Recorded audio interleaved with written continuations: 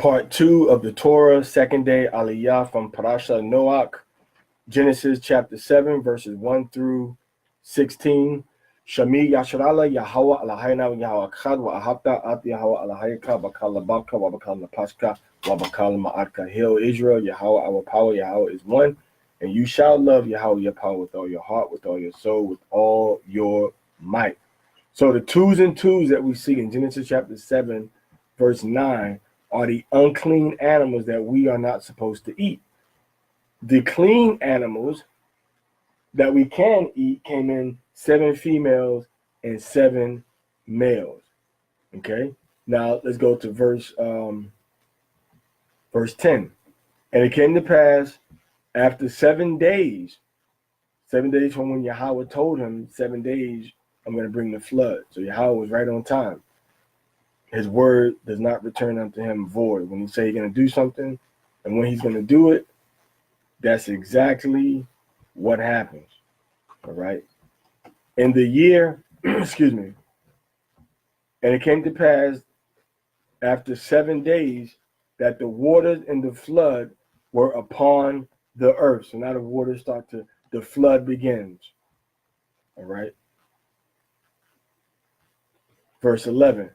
In the 600th year of the life of Noah, in the 2nd month, on the 7th and 17th of the month, on the day this burst forth the Miyanath, all right, the fountains of the deep, of the great deep, and the windows of heaven were open. So water started coming from the bottom, and water started coming from the top.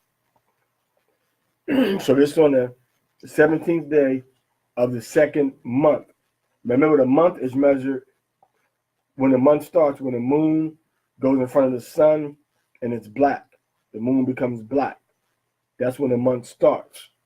So in the second constellation, which is a constellation that they call today Taurus, on the 17th day, from when the sun and moon lined up and produced what's called an inferior conjunction, which is the new moon, on the 17th period, the 17th evening of that event, that's when Yahweh opened up the floods from the bottom and opened up the windows of the heavens, Hashemayim. Okay. Now verse 12.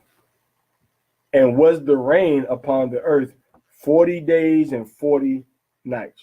So the rain came down for 40 days and 40 nights.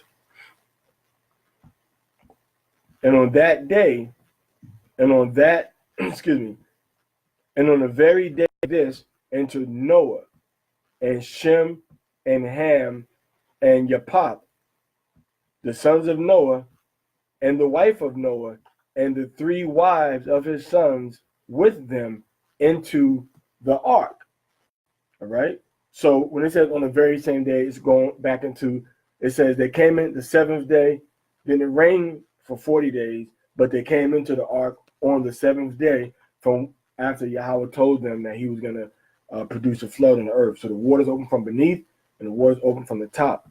Now, Shem came in, which is the father of the Negroes and the Latinos, of the Sidi and the Shidi and the Kafirs, of some of the Igbo and some of the Ashanti, of some of the Kikuyu over in East and West Africa, India, primarily the blacks and Latinos and Indians in North, Central, South America and the Caribbean. Shem is our father, as well as the Chinese, Japanese, the Hindus.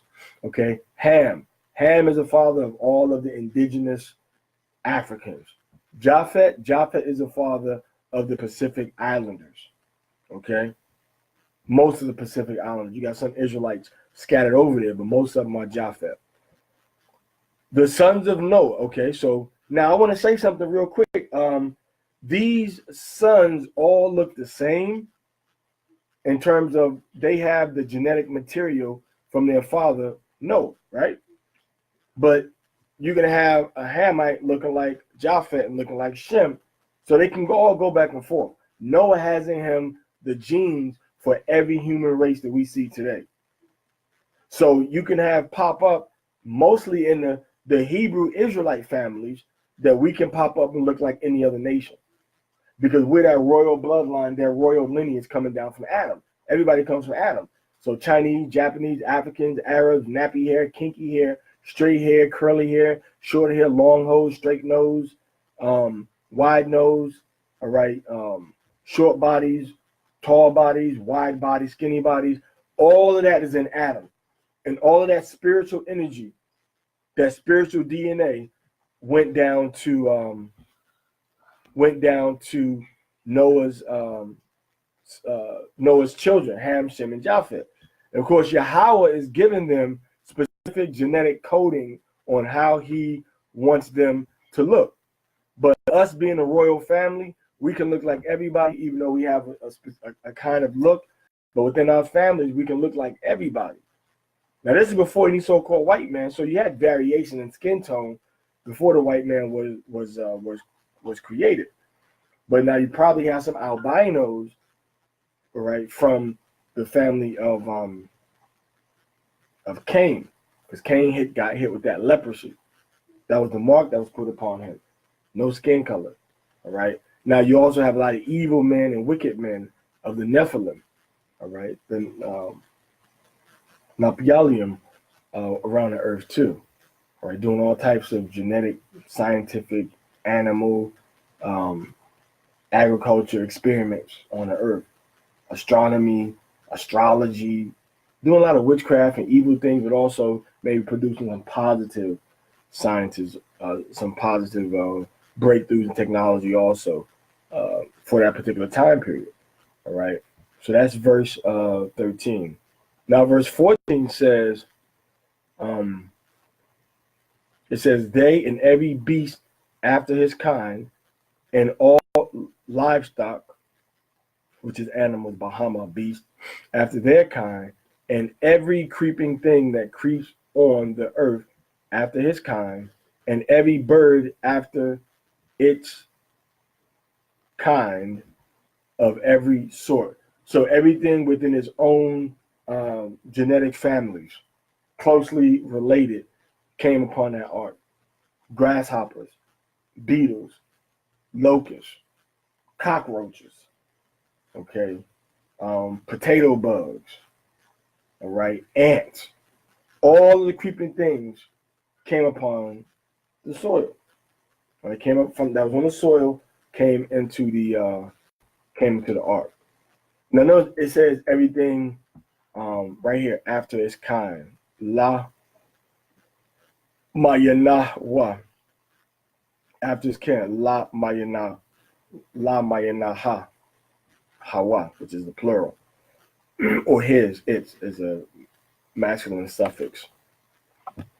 Okay. Mayanah is its kind, or after its kind. All right. So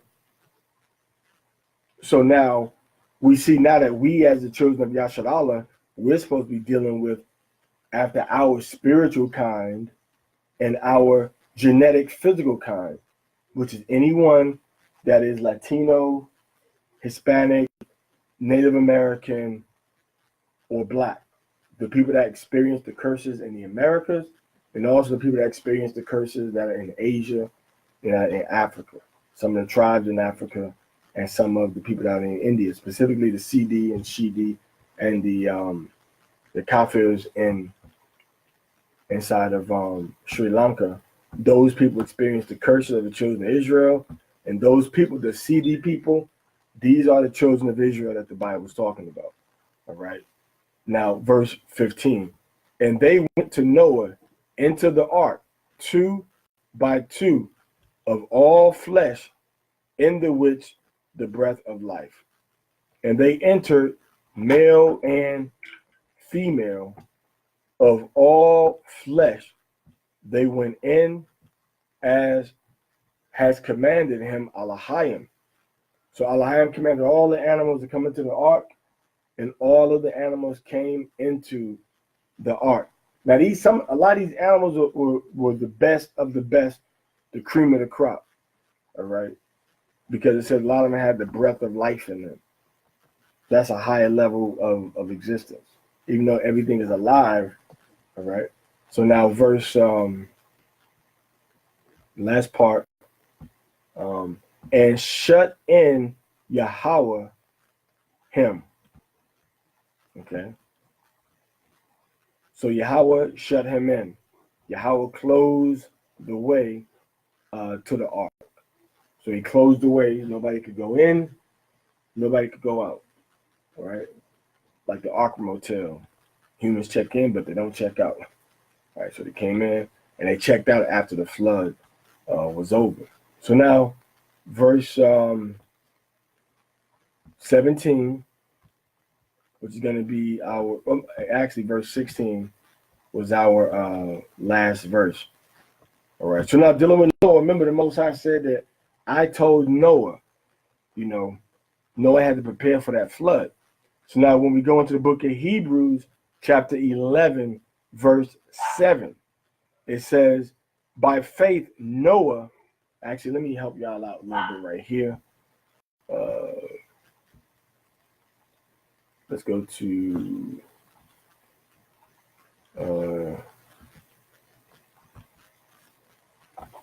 Hebrews,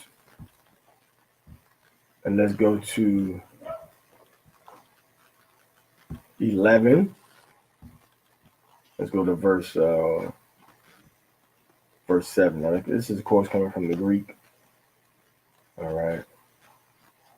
It says, by faith, having been divinely instructed, Noah, concerning the things not yet seen, having been moved with fear, prepared the ark for the salvation of the household of him, by the which he condemned the world, and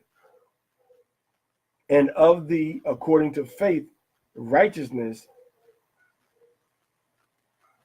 that is, he became heir. So he became the heir of the righteousness that his fathers knew. All right. So now,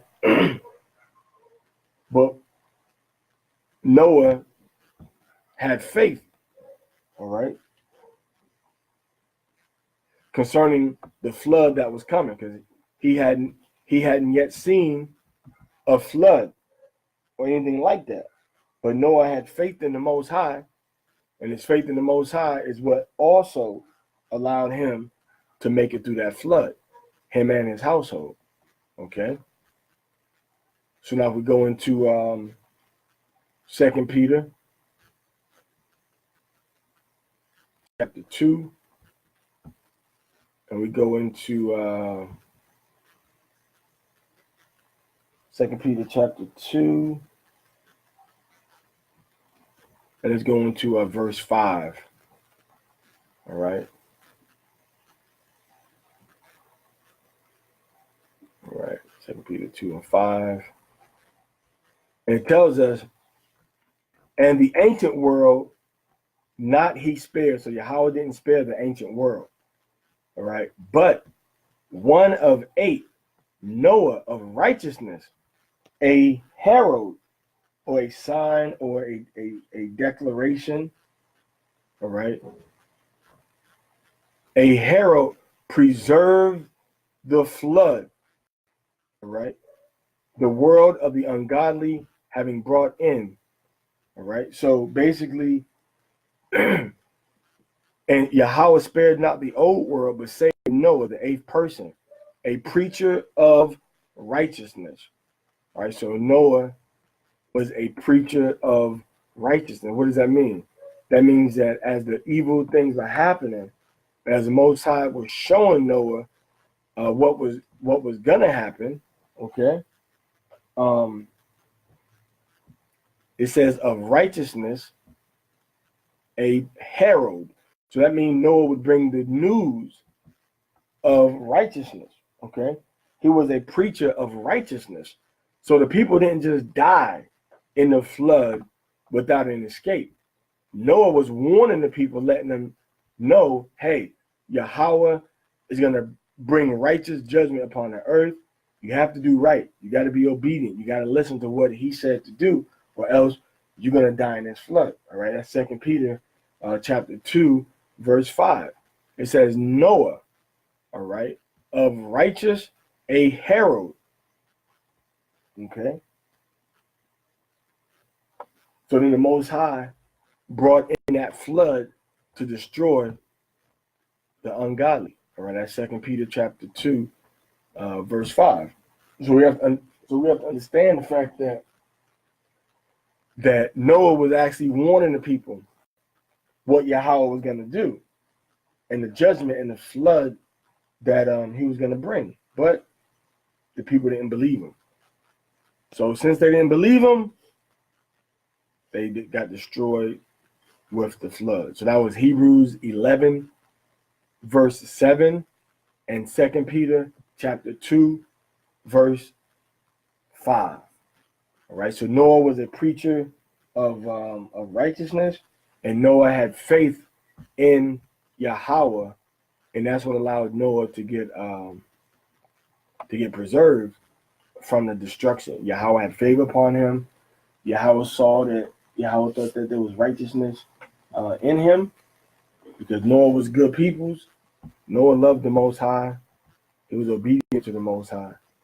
So when the Most High brought that punishment upon the whole world, Noah escaped from it. Noah and his sons and his sons' wives, as well as Noah's wife, Noah and his wife, when that rain came down. All right. So it's our faith.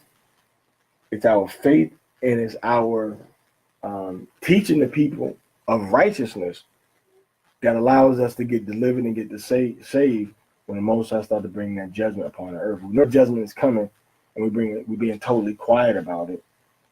All right. And we put that faith in the Most High, but we're doubting what his word says is going to happen. We're not going to be delivered. Right? We're going to be delivered. We're not going to be delivered. We don't got the faith, and we don't got the works. So here we see Noah doing two things. We see Noah exercising faith, and we see Noah exercising works. So faith without works is dead. So here we see that according to Hebrews chapter 11, verse 7, we know Noah had faith. And then according to 2 Peter chapter 2, verse 5, we see that Noah had works.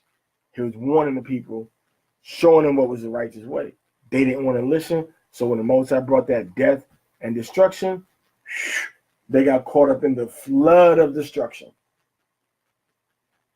All right. And they had nobody to blame but themselves. So the Most High bring that judgment upon America, upon Russia, whoever else he's going to destroy.